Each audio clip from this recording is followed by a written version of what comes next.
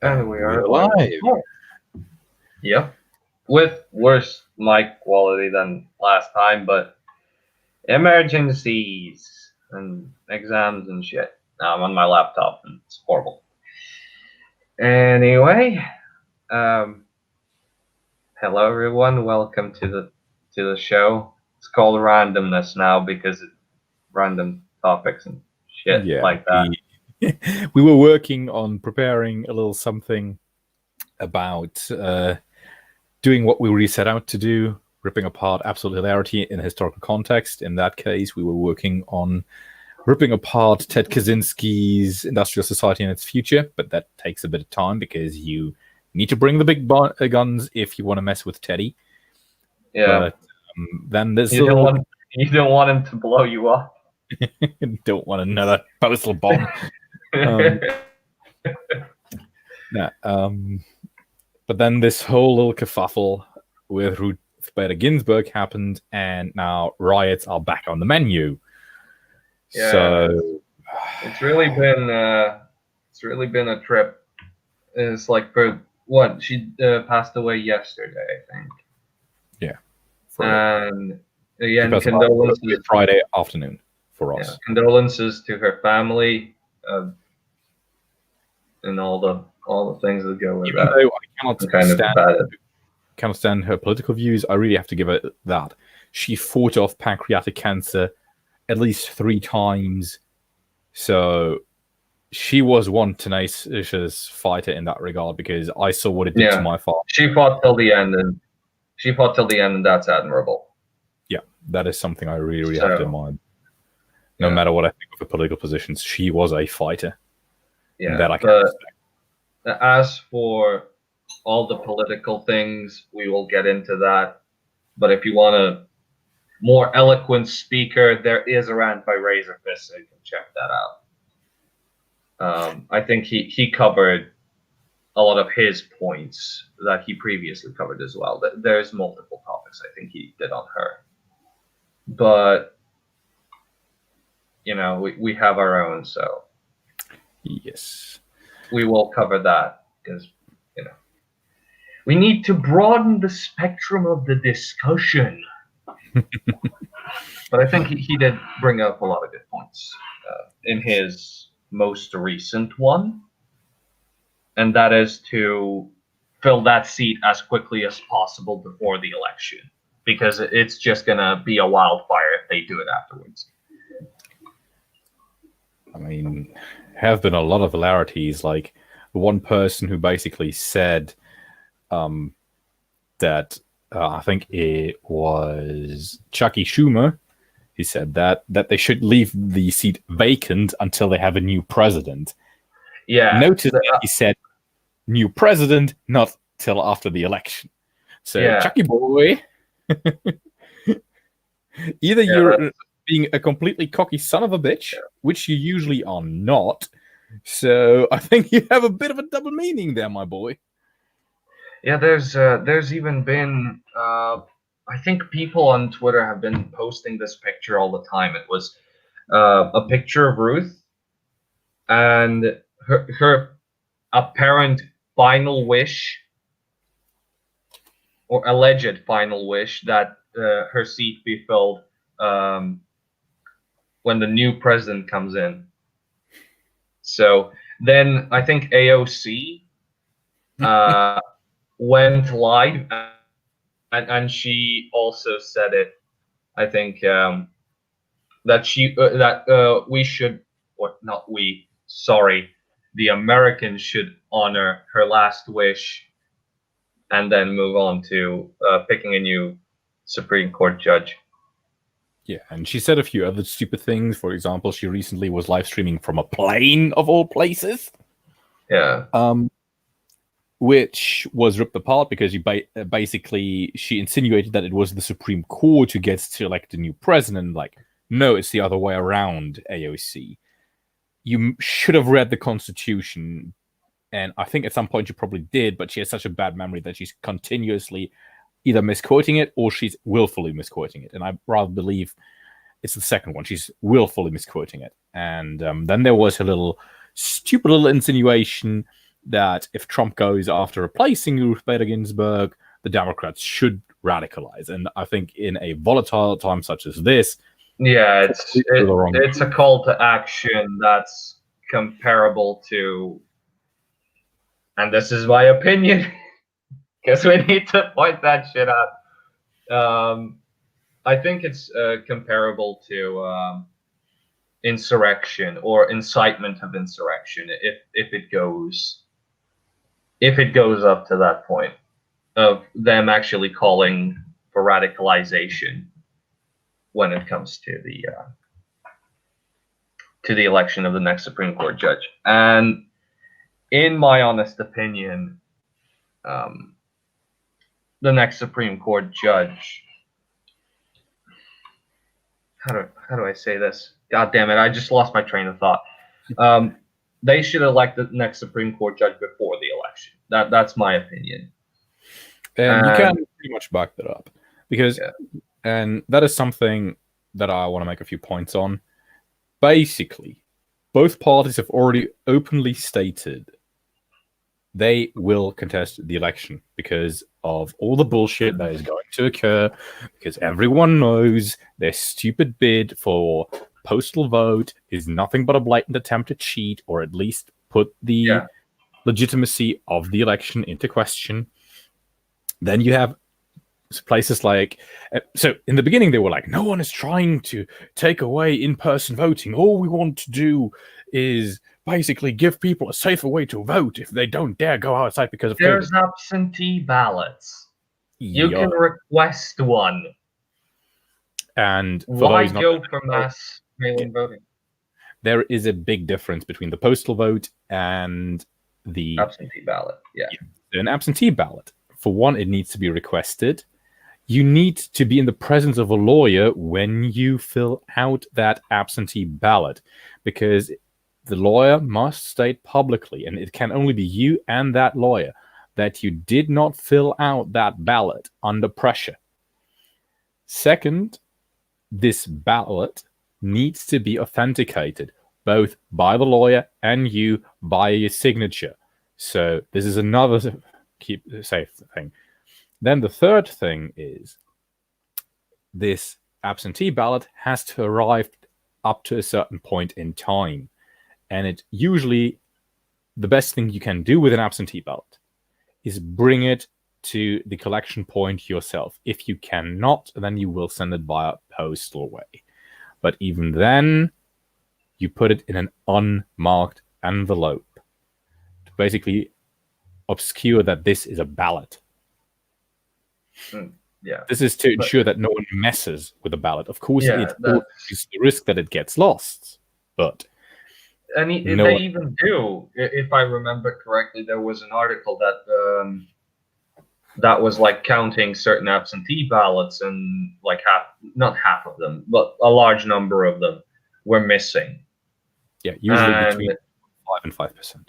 Yeah, it's a risky thing, even absentee ballots. Now imagine if you just mail in votes, how long would it take to count them? Because now the postal service has to deliver those into the collection center, and all of that needs to be processed. All the checks need to be, and it's stupid. I'm sorry for me being just a little bit groggy. I woke up like maybe 4 hours ago, and I'm still kind of groggy from it. I overslept.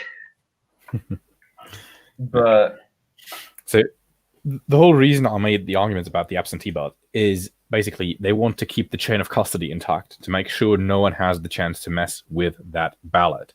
Whilst if you're using a postal vote, basically every household that is on the books gets sent an absentee, well, not absentee, it just gets at a ballot. So the problem with that is there are people who have moved, there are people who have passed away, there's households with several people, there's households like flat sharings with several parties and the likes. So now this becomes a big problem. The other thing is they pushed the date until whence a ballot can be received to about 2 weeks after the election. which is absolute They- fucking nonsense. That's just a They license also, fabricate. yeah, they also went like, oh, we're gonna take like 2 additional weeks to actually count these votes, which is a big red flag. And it again, quoting Razorfist, he did a good enough job with the Arizona thing because he's from Arizona, where they had the mail-in thing there, and it was like filled with fraud. And the guy who was counting the votes was a Democrat. And then, like, surprisingly, Arizona gets its first Democratic, what was it, a senator or congresswoman? I fail to remember. I think it was a senator. And And we had then- the thing in Pittsburgh where an election simply got fucking cancelled because people had been messing with it, and the judge couldn't basically find out how much it was messed with, so they just went like, do the whole election again. So yeah, and then you have the other situation with California 25th District, which was originally held by Katie Hill until she was forced to step down because of the scandal, and then you had the special elections. And guess what? The Republicans flipped it, because the people the Democrats are trying to reach are youngsters. And the youngsters usually don't know how to fill out such a ballot. So There was even also if the they are case, willing, even if they're willing to vote, they don't know how to, because usually the youth doesn't vote. So there was also the case with, I think it was in Texas. They did a vote for, I think, the next sheriff, or what was it, chief sheriff, or something like that. And it turned out to be a transgender woman or something, because they ran for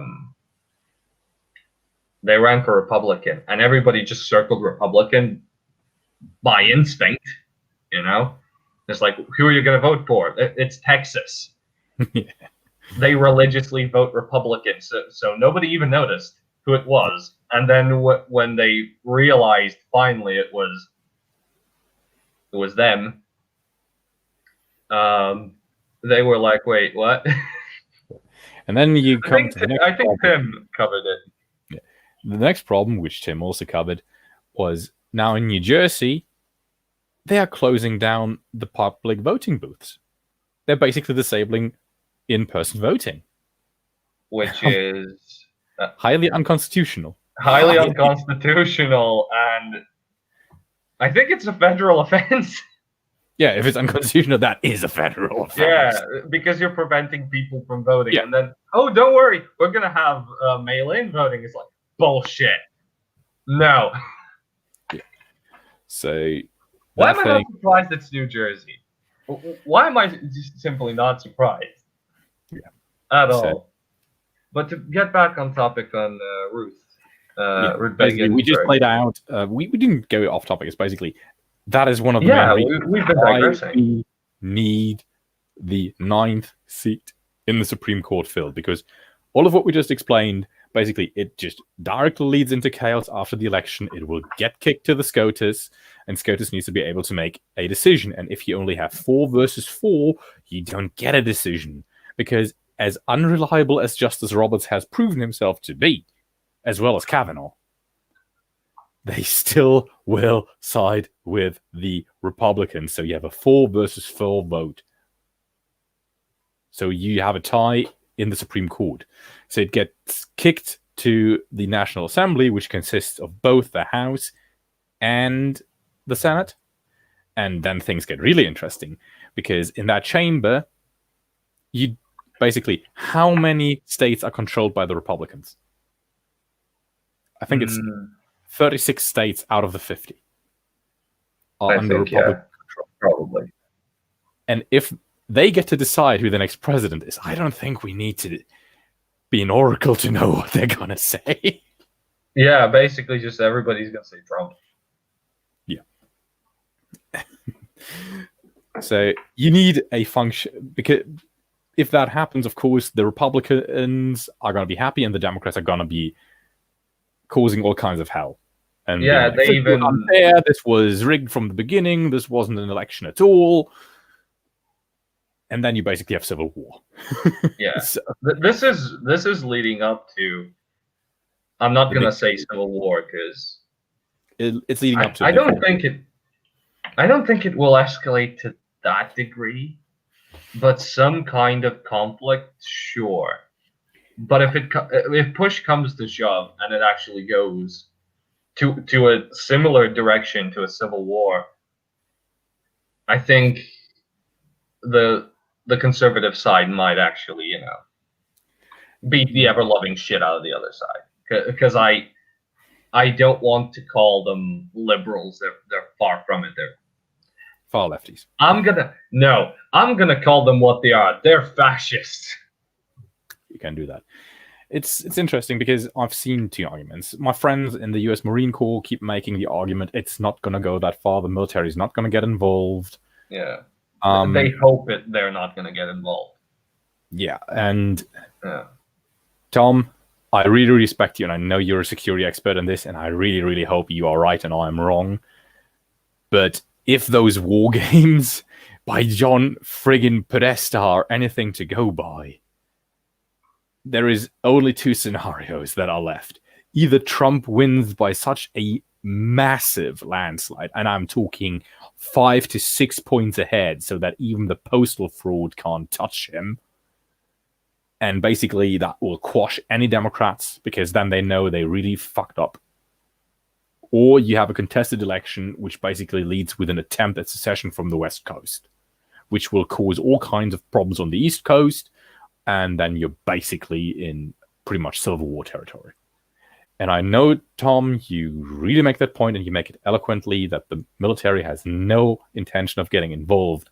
But if there is an actual secessionist movement, Tom, then you will have to get involved because that will violate the US Constitution, which you have sworn to uphold.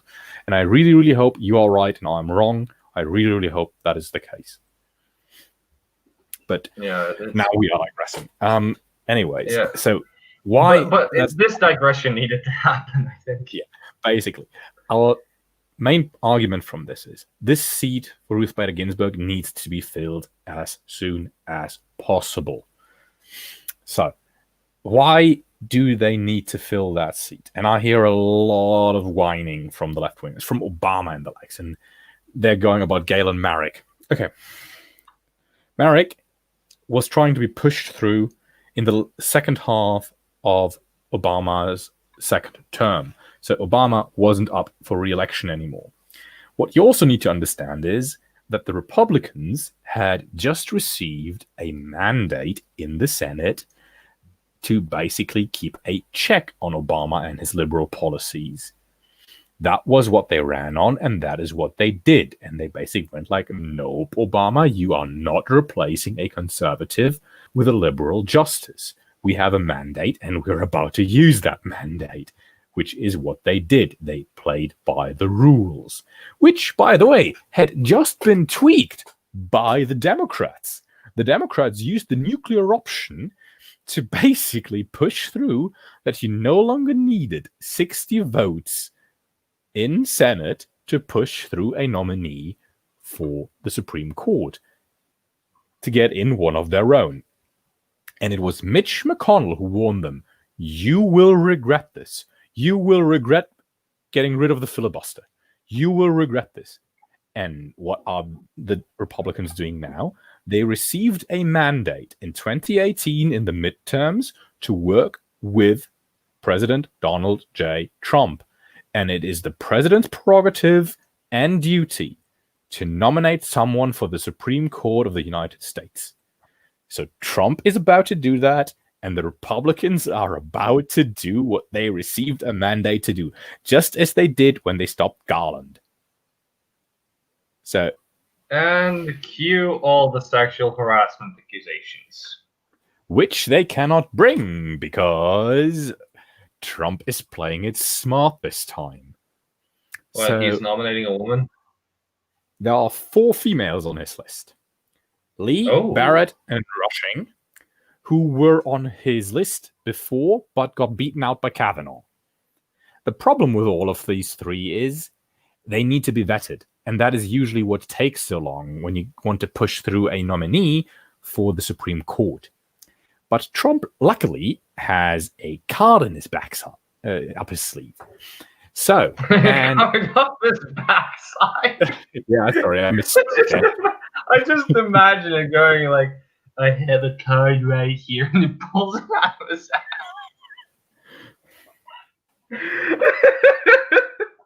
Damn it. Her name is Barbara Lagoa. She is a Okay. first-generation Cuban immigrant. She only just recently has been Okay, that's confirmed to the 11th Circuit in Florida. She is a practicing Catholic. She is very much so personally opposed to Roe versus communism. Wade, but she has personally stated that she won't get rid of Roe versus Wade unless a challenge is brought and she becomes the deciding voice in the Supreme Court, which of course wouldn't happen because she's not the head of the Supreme Court.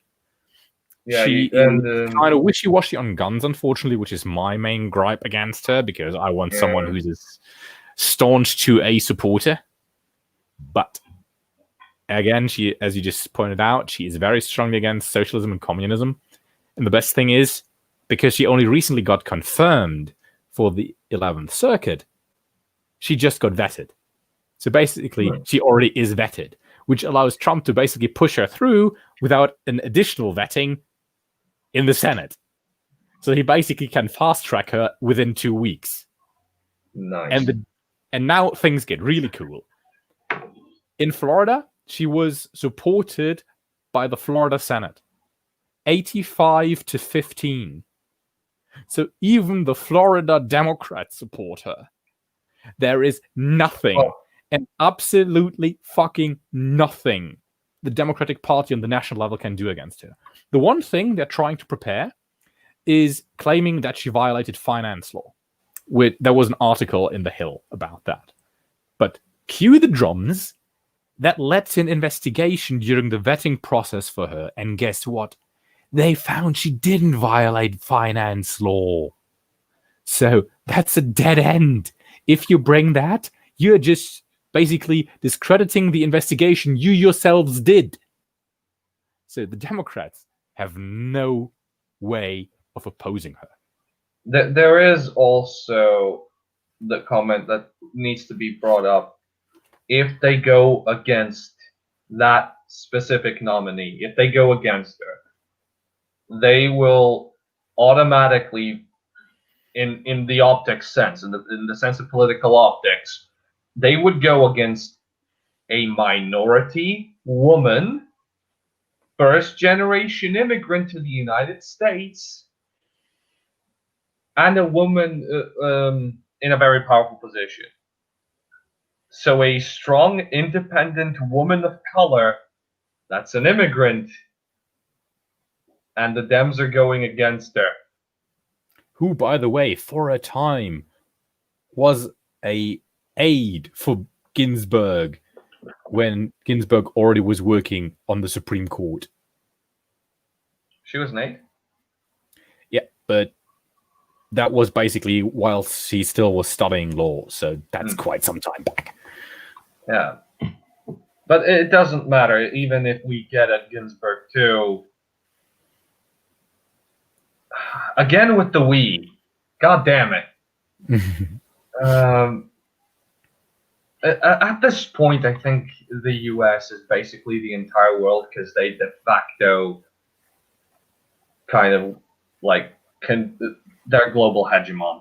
Yeah, they're basically global hegemon. Yeah, they've replaced Rome. Pax Americana. Yeah.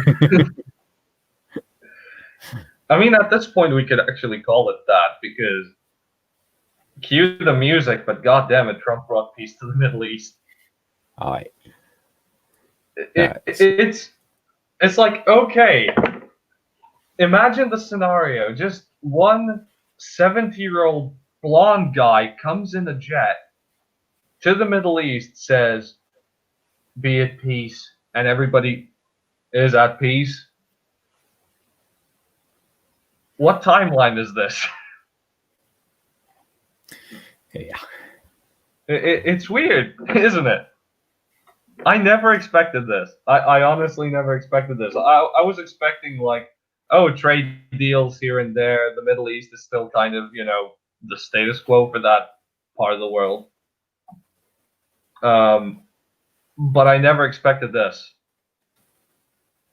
and it's kind of strange. It's strange to see. It if I kind of Yeah. fail to find the words. God damn it. Yeah. Now, So now I kind of sound like Joe. Don't I? now, I think we have made 3 of the I'm 5 losing arguments. words. Yeah, we've made 3 of the 5 arguments that I've prepared, basically to Yeah. why the Republicans need to push through that candidate. And the 4th is pretty simple. You remember January of this year? What did happen during January, Dave? Does that still reside within your memory? You're asking me too many questions there, my dude. New Year's happened in Orthodox Christmas. The Democrats tried to impeach Donald J. Trump. Oh, over that right. Ukraine I thought that happened last year. No, they started the process last year, but it happened during January and February. All right. The impeachment hearings. Yeah. So they dared impeach a sitting president during an election year where said president is running for re-election.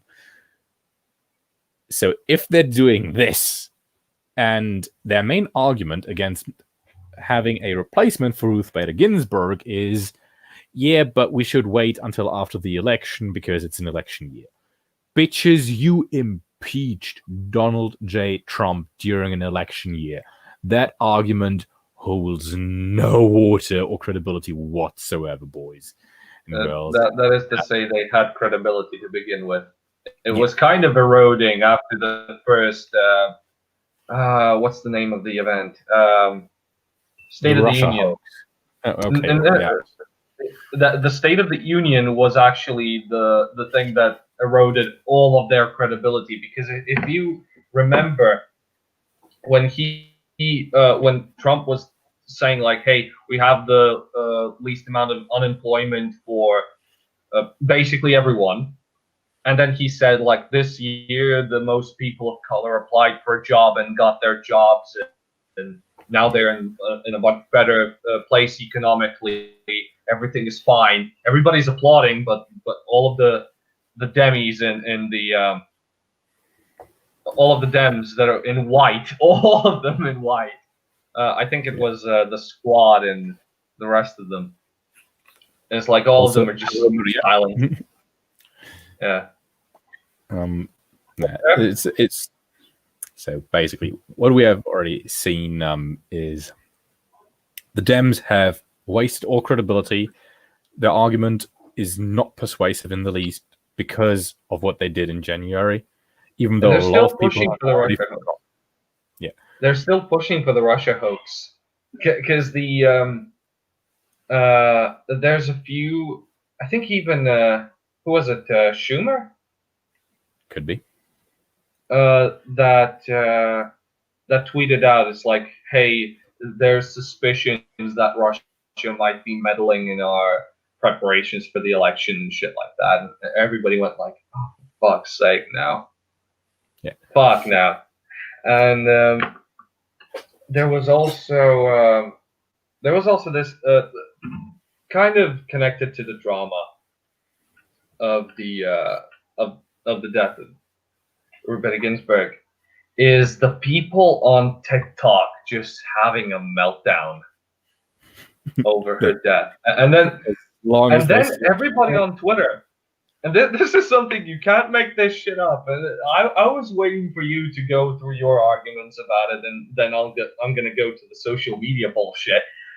Basically, what happened is that there was a post that she died, and then right like below it, when you scroll down the thread, and there was this one line that said, "I'm considering detransitioning because of this." I'm just sitting here going like, what?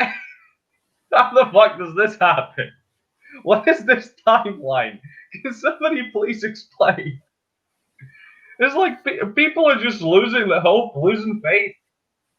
It's like, what the fuck is happening?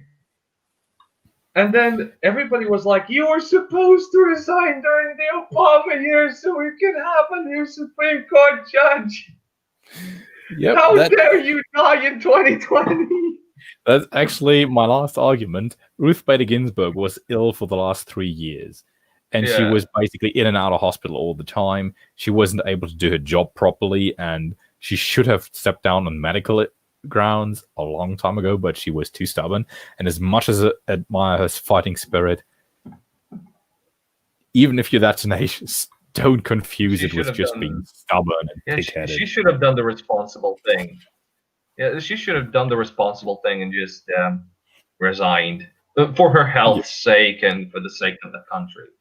But if it was like 3 years ago that she got pancreatic cancer, I think it was maybe even before that.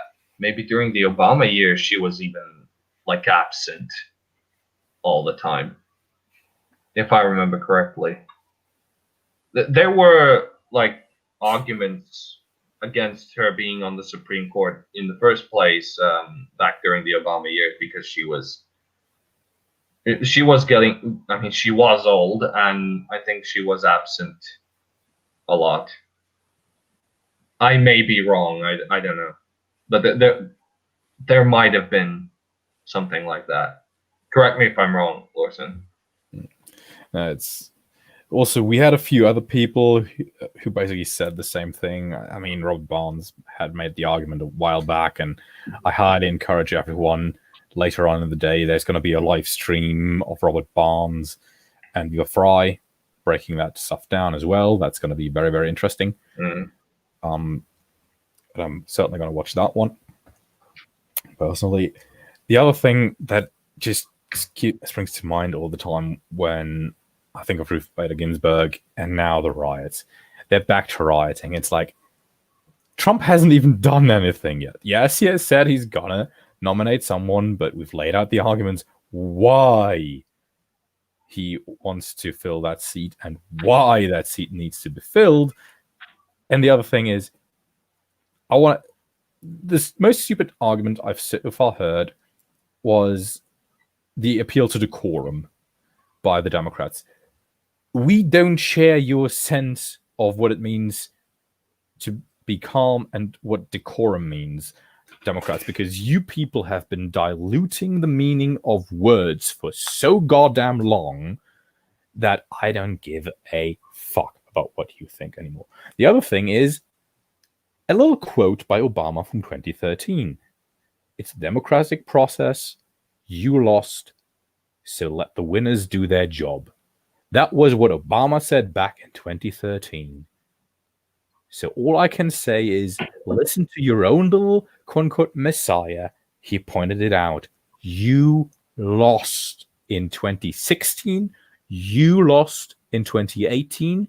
You lost in the impeachment process early in 2020. You lost 3 times. Let the winners do their thing. Because this is a functioning republic, a federal presidential republic. And it's the president's prerogative to nominate someone for the US Supreme Court.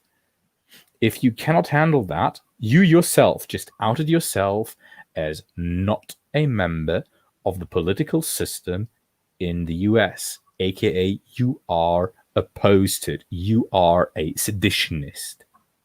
And I really, really hope that Justice Bill Barr Attorney General Bill Barr, not Justice, sorry, I misspoke there. That Attorney General Bill Barr will bring those sedition charges, and that you will see what it means if you oppose the system you were born into. That's gonna be a very interesting thing to see, because if it actually goes the way you just described it, like imagine if the Federales just went out and just arrested Seattle's mayor. Oh, the chances are that is good. Okay, in the case of the Seattle mayor, that's not going to happen because she's already on the hook anyways because people of her own city brought cases against her. She is not going to get reelected. I mean, my buddy Charlie, who lives near Seattle, he's basically like, that bitch doesn't have any staying power. Everyone wants her gone. Same holds true for Ted Wheeler. Everyone wants that clown gone. So these people are gone. What about anyway. the guy from LA that passed those questionable laws about sexuality and transmitting STDs? What was his? The problem with LA is everyone who has any kind of sense and decorum, to use that word again, is already fleeing the city. Joe Rogan left the city. Heck, the Daily Wire left the city, and everyone is just fleeing the Bay Area. Everyone is. California is losing people to the point where we already know that come the next census, probably in 2025, California will lose some electoral influence because they're gonna have fewer people. So, and that is assuming the people both in Senate, Congress, and the secessionist movement in California. And the funny thing about the secessionist movement in California is not to split off from the US, but to split California into 2/3 states, depending on whom you speak to. So,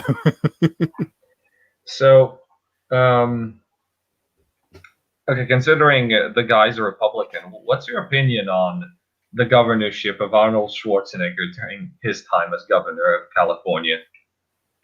he was a Republican in name only. Oh. So imagine if he was to be elected again, if that ever happens, because he was politically active like during the Have you seen last few any years. of his Twitter feed or any of his what he said during the last couple of years? I've seen his Facebook, and he was against gerrymandering. He was, I think he was kind of like there were these pro-environment kind of videos of his. Okay, and I do support it considering my future profession. Okay, he is a gun grabber. Go on. He is an absolute gun grabber. When that whole Las Vegas thing happened, he was like instantly ban the AR-15, and I'm like, bitch, no. And he called it an assault weapon, and I'm like, bitch, no. So, I mean, technically, it is an assault rifle. No, it is not an assault rifle. It definitely is not. It's at best a carbine. Okay. Or carbine. But I mean, it's an intermediate cartridge rifle. Yes, but for civilian use, it's semi-automatic only. Yes, it is missing the fun switch, which is the very definition of an assault rifle. Because if you look at what the original Sturmgewehr was, it was intermediate cartridge, fully automatic with a selector switch, and was compact in design with a maximal barrel length of 16 point something inches. And then it was renamed to the machine pistolet to actually make it, approved for manufacturing. Yeah. Anyways, the AR-15 is not an assault rifle. It is not. It is a sporting carbine. It's a hunting carbine. It's not an assault rifle. It doesn't fit the barrel length in most cases. It doesn't have the fun switch. So, no, it is not. It simply is not. It don't have the rock and roll button. Even if it were, I still will challenge you on the constitutionality of banning these weapons. Because as we know from Federalist 23, as well as other issues that we have from the Founding Fathers, they considered that the civilians should be able to own weapons of war. You could own a cannon. You could own a 22-pounder. Ship. Yeah, you could be a fucking privateer. You could own a private warship. And if you have the right paper slips in some regions of the US, you can own a fucking private M1A1 Abrams. Okay? There is a guy who owns an Abrams. Yeah. It's not illegal. Literally, let me pull up the text of the Second Amendment for those who have forgotten.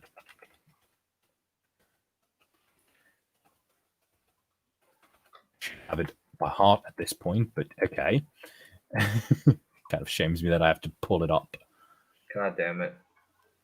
What kind of a German American patriot are you? You don't know the Second Amendment by heart? Shame on you. Okay. A well-regulated militia being necessary to the security of a free state, the right of the people to keep and bear arms shall not be infringed. What part of shall not be infringed do people not understand?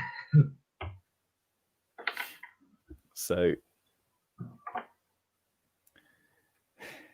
Point proven.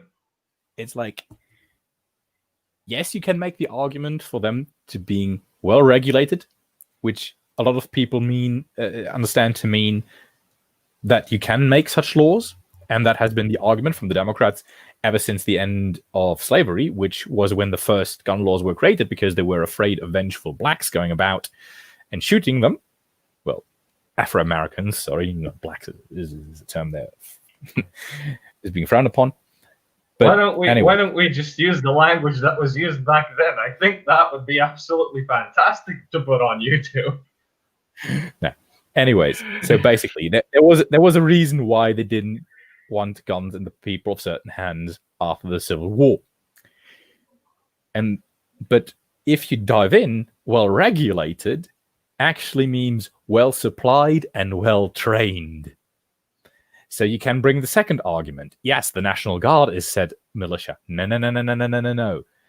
The National Guard actually is what back during the Revolutionary War days was the regular army, because the regular army was comprised of militiamen.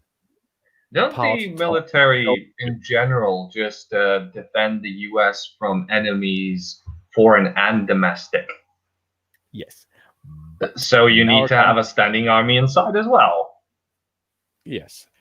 So there you go. The most interesting thing is, after the Revolutionary War, the armed forces got suspended for the better part, because Congress literally couldn't pay for a standing army. So the modern US Army, as we know it, came about a lot later and for different reasons. And they're not part of what is being described within the Second Amendment. They're actually outside of the Second Amendment. And that is why basically every single citizen, legal citizen of the US is part of what is considered to be the militia, because they can be citizen soldiers. They're not professional soldiers. Yeah, just arm yourself. You're part of the militia now. It works like Warcraft 3. Just turn yourself into a militia, man. Pretty much. Now, you can make an argument for, since well-regulated, that they should be trained, so that you basically say before you can have a gun. I'm always for that. I mean, if I made the decision in the US, I would actually require for people to be fully trained in firearms before getting one. Yeah. But this is like when you buy that firearm, with the price comes the training. Yeah. So yes, the price might be higher, but then you know what you're paying for. It's like, hey, the gun is like $300 for like a pistol. I don't know. I'm just making up numbers here. Like, imagine if there is a gun that costs $300. You pay for Glock. So you pay for the Glock. That's $300, and an additional, I don't know, 50 to 100, depending on what kind of training you want. You have a requirement to go like for a month, at least twice a week, to go to the range at the shop to train to use your gun. And for those 2 weeks or whatever, you don't fire that gun. So I mean, outside of the range, you don't fire that gun. Yeah. Most gun owners in the US professional gun owners in the US will tell you, go get that training, because someone who's not trained in the use of a gun is just a danger to everyone. He's a danger to everyone and himself. Yeah. That's to me, that isn't included in everyone. Yeah, but but when you say like everyone, it's like everyone else and yourself. So but that aside, so that's my main gripe with Schwarzenegger. And the other thing with Schwarzenegger is also that goddamn vote on the legislation to prohibit the clearing of the underbrush in California, as well as the disastrous legislation regarding surface water, was also made on his governorship. So do you know what these two in conjunction do? The one that you told me about the underbrush thing, that causes a lot of wildfires. The other one, I'm thinking mosquitoes. No, the other one is basically that all the surface water has to be brought to the cities to ensure their water supply. This has that's a horrible. disastrous effect on the farmers, because now the farmers only can use subterranean water. So the groundwater, which has accumulated over insane amounts of time, has already sunk by such a degree that there are giant caverns beneath California, which is a tectonic active region. Now, what do you and once that happen? collapses, And the other thing is, you have no surface water in a place that is already notoriously hot, and you're not clearing the underbrush. Humidity drops to an all-time low. Underbrush gets drier and drier. Somebody lights a match. Boom. Whoosh. Exactly.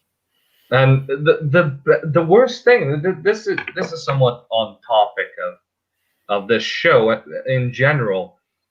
All of these Green Party fanatics that go around and tell people like, oh, you shouldn't touch nature, you should let nature do its thing. Yeah, you should let nature do its thing. When a forest fire happens, you don't stop it. Or say you have a river going over its banks because it rained a lot, and all of a sudden half a city drowns. Yeah. Or here's the thing. If you really want to stop forest fires, you don't listen to Smokey Bear. And just listen. When it comes to man-made forest fires, arson, and shit like that, that is a bad thing. That's not a natural cause for a forest fire. The natural causes for a forest fire is, well, the sun gets hot, something catches fire, fire ensues. Or lightning strikes a tree goes on fire, fire spreads.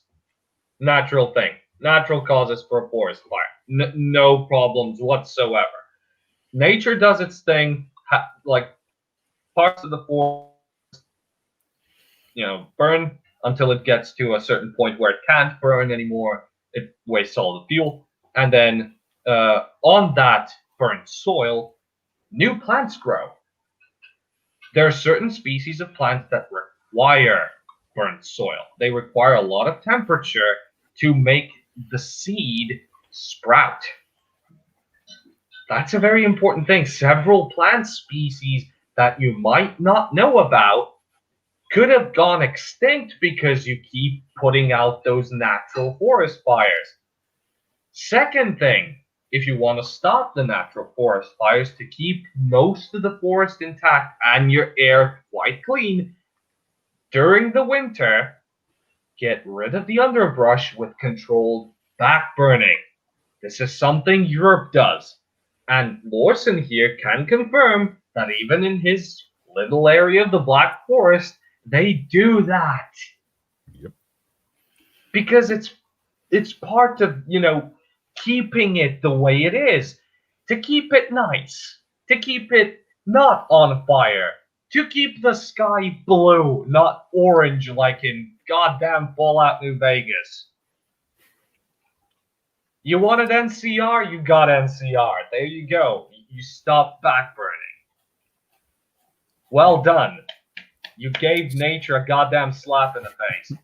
That's why you should do. There is a reason why it's called controlled burning. Yeah. You keep it under control. Oh, yeah. Basically, California should go and not re-elect a in-name only Republican like Schwarzenegger. He was a catastrophe. The same thing, just a second. The same thing goes to Australia. Do the back burning. Just do it. Controlled burning keeps your forests intact. If certain little critters, unfortunately, die because of the controlled burning, well, they're going to die in the natural one anyway. So natural selection still does its thing. Yes, it's sad. Yes, it's kind of risque. But think of the consequences if you don't. You lose two moles, the two marsupial moles, if you do the controlled burning. But if the wildfires happen, you lose 100. So keep that in mind, statistically. So back to the Back to the topic at hand. well, we kind of can transition there because a lot of the current forest fires, which are raging in California as we speak, they're not raging further north. They're not raging in certain parts of Washington. And a lot of them probably have been lit. Well, we know a lot of them have been lit by arsonists. And the question now is, where do these arsonists come from? Well, the riots in Portland had died down. And when the White House siege got cancelled because Trump basically reminded them, you are playing on federal ground, kids. So everything you do will be answered by the feds. So think very carefully about what you're about to do. And then, whoopsie daisy, they fucked off. So now they have nowhere to play. So what are these people who love to throw their mollies against the Portland courthouse all of a sudden going to do with their mollies? Oh, they wouldn't happen to start an brush fire. Either that or they got high too much and the joint fell into the underbrush. I mean, that could happen. It could happen, but I think a lot of what we saw... I mean, literally, Tim did a video on one guy who apparently tried to sling a petrol-infused jacket around the gas line leading into a hotel before he got caught by someone. I mean... God damn it. While we're at the topic of California, there was a topic we discussed in the previous stream that we got kind of heated about and then discussed if it was kind of sort of risque to say, but actually no, it wasn't. Or kind of. I don't know. I don't really give a shit anymore. The movie that shall not be named. You know the one, the French one with the little girls. Yeah, use the French name then. I'm not gonna use the French name. No, I'm not even gonna give it that courtesy. I'm giving it the Voldemort treatment. But basically, what happened was what we said might happen. People got riled up. The stocks plummeted. And it was 800%. It was 800% plummet. Just a vertical fucking drop. And that happened. And yes, I did watch it. For the purposes of this stream that was supposed to happen 2 weeks ago. But exams happened instead. I watched this shit. Yes, it's worse than we thought it was. It's horrible. I don't want to see anything about that movie ever again in my life. And the person or persons who made it should be kind of locked up behind bars in general population. Just to make a goddamn example, not to do this shit again. And no, this isn't art.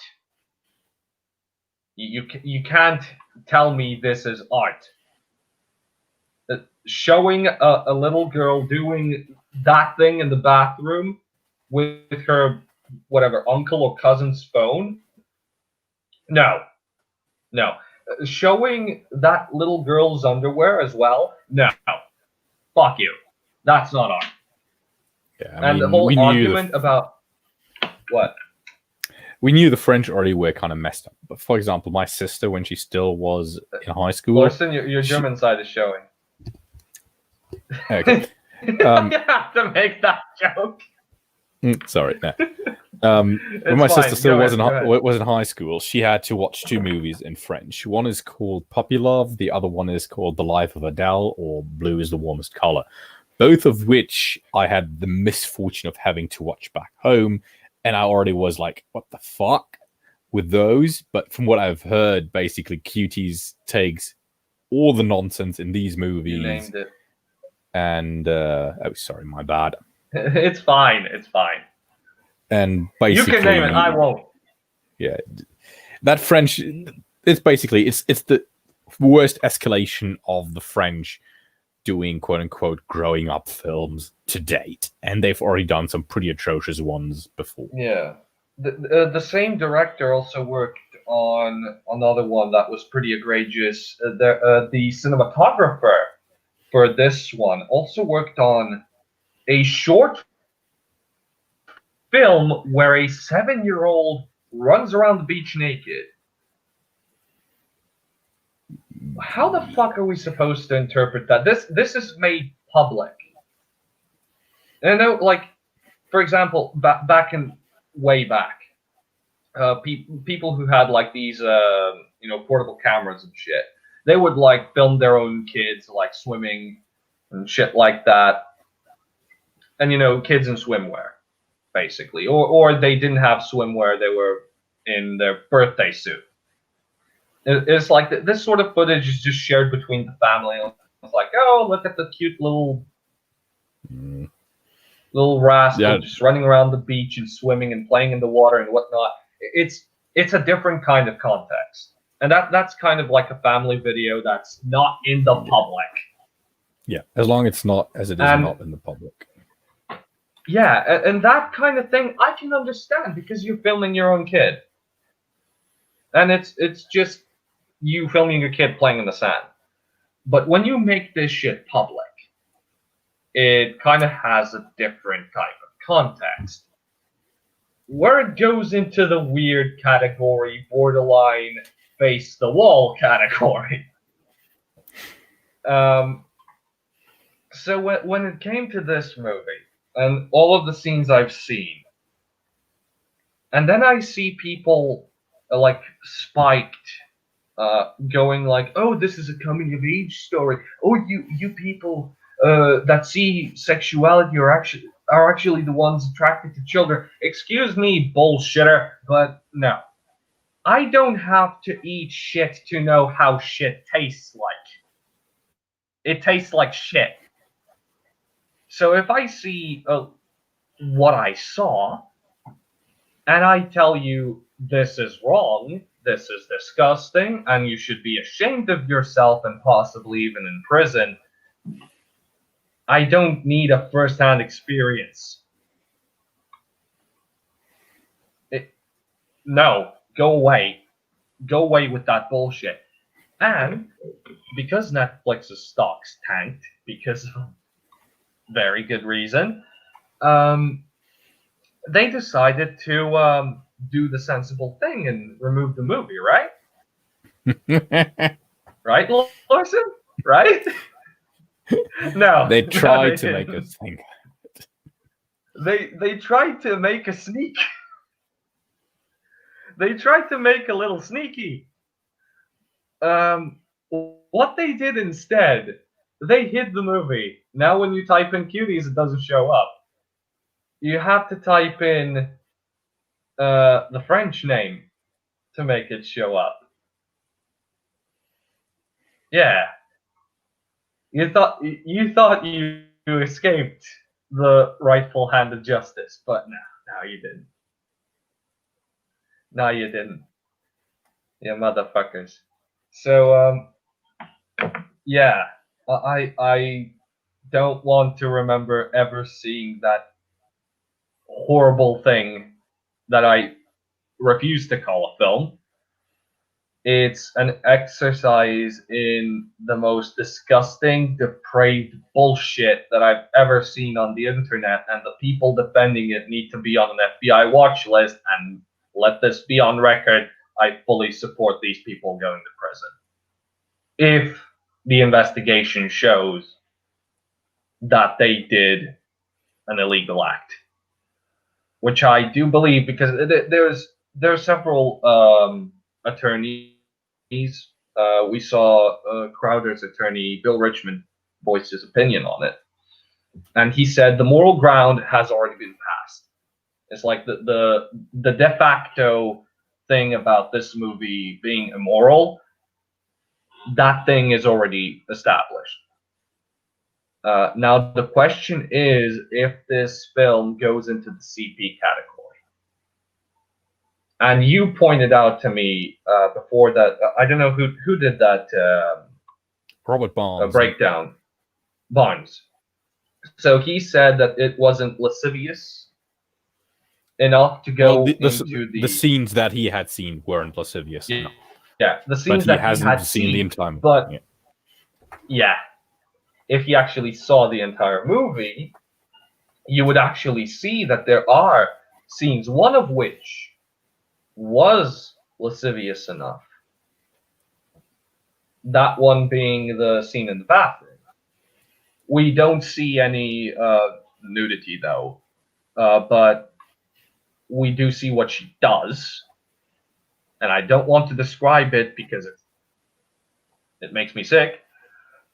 But what she does and what she posts on social media, it gives her a big stigma at school.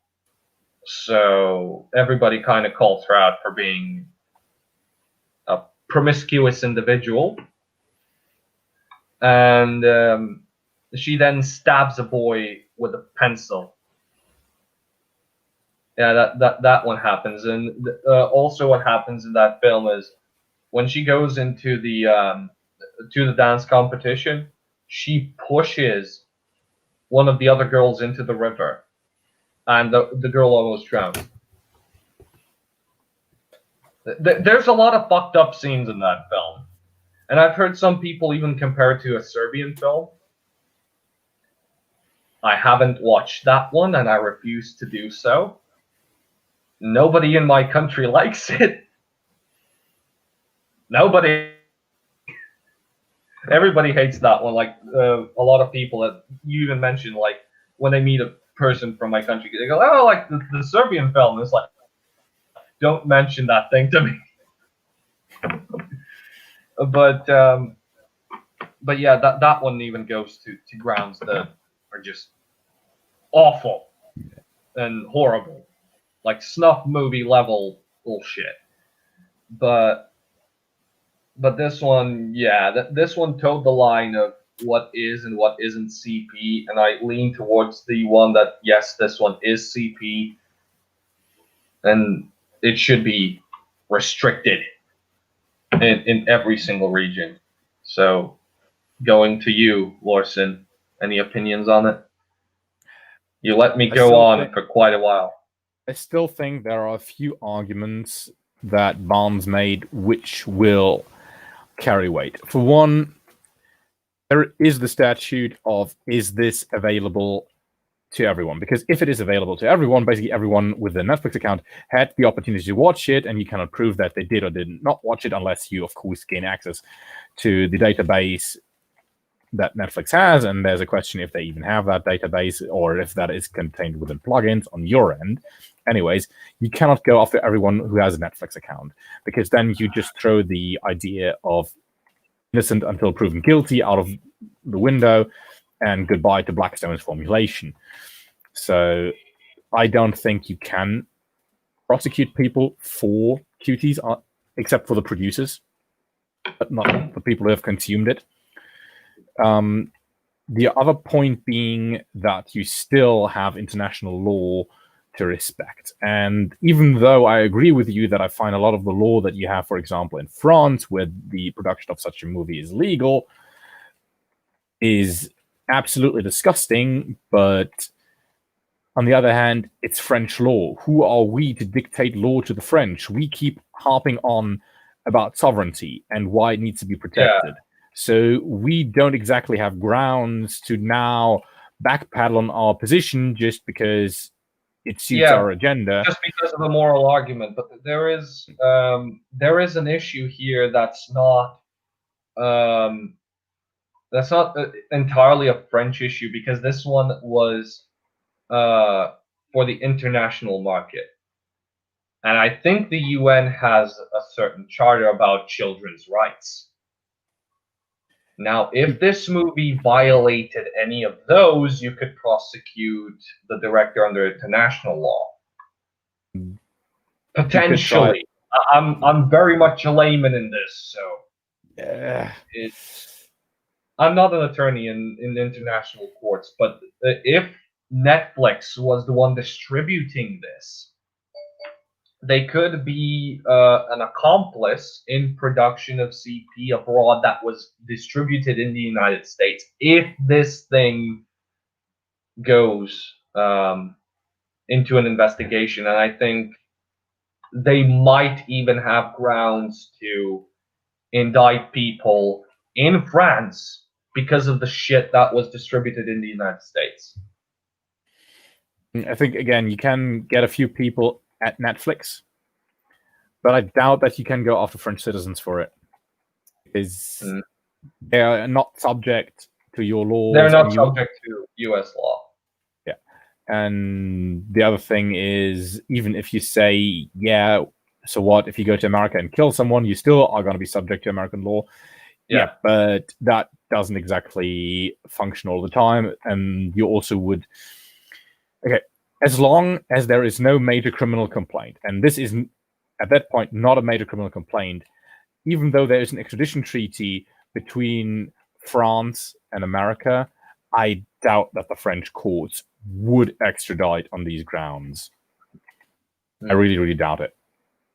I also doubt that France would extradite their own. Also, Apollo Patriot is in the chat. Everybody, big round of applause for a big meme Picasso, blue Twi'lek women loving bastard Apollo Patriot here. He says, I'm doing the Sundan. I'm thinking Sundan's military outfits. And they're a very bad country, but I'm posting it like a Chad. Who's a very bad country, though? The Sundance country? I think the Sundance Film Festival is in France. Zero is also here. It's in Lyon. Yeah, I think it's in France. Why are, like, there's all these also these films that are on the Sundance Festival that are really weird. I think that a lot of them are really weird. Yeah. Because there were a couple here in the cinema, and they were being played here. It's like, oh, the winner of the Sundance Festival, and everybody was like, this is the weirdest shit I've ever seen. It is called l'art pour l'art, which basically translates as art for art's sake. So a lot of the movies are not actually meant for general consumption, but basically to show off the artistry of the filmmaker, which I absolutely find disgusting. Because if you go art for art's sake, you are basically getting rid of the basic idea of what art originally was designed to do, to basically either bring relief on an emotional level, like, for example, Dadaism, which is basically a coping mechanism for a lot of ex-frontline soldiers from World War I. Or you are destroying the idea of emotional responses by honoring nature. For example, like you have the Expressionists. Their work mostly is honoring nature. And you, of course, have the realists and the naturalists who are also just basically honoring nature with their work. Then you have, of course, the original naturalists, like during the Roman and Greek period, who basically made art to honor the gods and to glorify their patrons. And but this isn't art for art's sake. This is art for a specific purpose now. Yeah, that's the exact point. Those were the original reasons why you made art. And art for art's sake completely ignores all those reasons. Yeah, so there is no reason. I can just throw a paintbrush at a goddamn canvas and it could be like art. Also, Apollo says he has 500 something memes on the Geeks and Gamers website. That's impressive. Like, seriously, I want to have Apollo again when we have a more lighthearted, let's just say, topics. I'm thinking next time we might do something a little bit more lighthearted and haha. So yeah, memes are art. Yes, memes are art. Why are memes art, Larson? Why are memes art? I would actually call memes a new iteration of caricature and satirization. So therefore, they are art. They are political Technically art speaking, in a sense that will make you laugh and condense an idea, or to the point where they you either are can ridicule it or think expressing about it. they're expressing a figment of the author's mind or of the public's mind in a pictorial form for the specific purpose of entertainment. Therefore, they could be considered art. I'm not sure I would completely agree with the term of entertainment. Yes, entertainment is a very huge part of it, but I think it is part of the No, cultural in this war. specific case, they're used for entertainment. Their purpose is to entertain the meme consumer. So, technically speaking, because effort is put into a meme and it's supposed to entertain someone and portray a certain message, even if the message is completely retarded, it's art. And I think Apollo here does the best thing. 4chan did nothing wrong. Well, Well, 4chan have been pedo hunters for quite some time, so they certainly yeah, did nothing wrong. yeah, they do. They did nothing wrong, yeah, in that regard. And in the regard of the Shia LaBeouf flag thing, they were pretty good at that one. They I even mean, used goddamn stars. I would.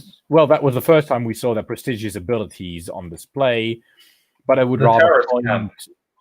point the other thing, Eric Clanton, if you remember that thing. No, Bike Lock Basher of Berkeley. I. Oh, the Black Lock guy. Yeah, Yeah, and they identified him how fast? Within 3 days. within 3 days, and the FBI was like struggling with their own ways of identifying And it. It is. the other person more recently whom they identified is the guy in Portland who gunned down the Trump supporter. Yeah, Also identified they via immediately identified him. It was yeah, like in the matter of minutes because it's an open forum. It's basically an anonymous open forum. Anybody can discuss it. So it was immediately more than they. a few minutes. I think it was within 4 hours. It Like that. doesn't matter. It was pretty quick. It was goddamn quick, yeah. Yeah. So when you have that kind of, it's basically a think tank. It's a giant think tank of. Well, let's just be honest here. Memers and just people who are just on their computers all the time. They have the ability to do all these things. Possibly even some people with a military intel background might be on 4chan. We don't know because it's anonymous. We know there are people. Remember Yeah, when the leak about weaponized autism. remember when the leaks about the US Army soccer account came out? No. So basically, the US was operating a lot of soccer accounts on Twitter, but it wasn't the only place. And apparently, they also have soccer accounts on 4chan and other message boards. Oh, I know that Antifa has 4chan accounts that are just kind of going in and out of poll and shit like that. But yeah, like Apollo told us here, weaponized autism is great. I meme on my phone. Yeah, he memes on his phone. All of these memes that he makes them on his phone, which is very impressive. I think are you using Meme Generator Pro or some other app like that, or Paint, or something similar to Paint? But what I meant to say was like weaponized autism that already exists. I think Israel uses it. They have like this. They have like this thing with where they employed people with Okay, I Basically, know. superpowers. Okay, what you're talking about is a department within the Mossad, Yeah, which is the intelligence gathering apparatus within the Mossad, because the Mossad is an intelligence service, as you know, yeah. and they employ people with what is called insular gifts. Most of them are autists or have some other form of mental, quote unquote, impairment. But since, as I said before, nature abhors a vacuum. If you are gifted with something, it takes away in another region. So they're basically just baseline humans. Basically, nature works. Nature works like Tier Zoo. You have stats and a very limited amount of points. Yeah, Here you go. Min max yourself. more or less. And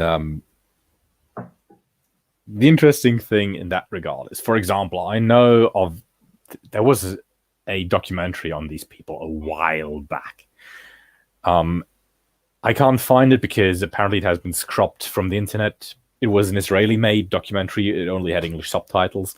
But there was this one kid who basically he could look at a photograph, and the photograph could be too grainy to run it through facial recognition. And he, with a 90 point something percent accuracy, could tell you that's the same guy as here. So basically, he was replacing their computers when it came to facial analysis. He was like, yeah, Yeah, that's the two. And then you it's had another amazing guy what who basically could read maps to a point where he basically could absolutely, just from the map alone and a few pictures of the area, he could tell you there's an ID here, there's an ID here, there's an ID here. And lo and behold, there would be IDs there. And not because he planted them, because that wasn't possible. No, he just knew where the people who made the IDs would put the IEDs so they could be cleared before patrol went through. And it was creepy, but at the other time it was hilarious. They were it's to me it's amazing because it just shows you how much the human brain can actually do when you min max it like that much. I mean, yes, he might be extremely socially awkward, that guy. He might be a weirdo to be around, but god damn it, he's brilliant at what he does. Yep. I mean, the one guy who could tell you who the people on the photographs were, he was constantly playing around with a hacky sacky, if you remember those. Yeah, basically it's a sack. Yeah, and he constantly He had kicked to have around. something. Yeah, he either had a hacky sacky in his hand, or he was flipping a zipper open and closed all the time. He just constantly needed to do something with his hands. He couldn't be still. Yeah, I do that sometimes. It's like when I'm talking to you right now, I'm fiddling with a bottle, I'm playing with scissors, I'm scribbling something on a piece of paper. But that's because I'm just restless. Yeah. I'm not some kind of autistic genius that can identify 50 species of spider, although I do know a fair amount of them. I have one right next to my laptop here. I fed my tarantula today. It was fun. But yeah, the guys that are in the intelligence program at Mossad, they are literally weaponized autism. Super powered autists that have been weaponized, and god damn it, you can't make that shit up. Finally, title call. I think we had that before. Yeah, but back on topic of the movie. I mean, I think we said enough. Yeah. We mentioned the people defending it. I think that there was this one guy that was on Ralph's kill stream. He went like, he got attracted to the girls, and everybody was like, face the wall. But yeah, there's some sick people on the internet. And my message to parents: be a good parent and just take care of a kid. Because that little bit of time they have to be carefree and happy,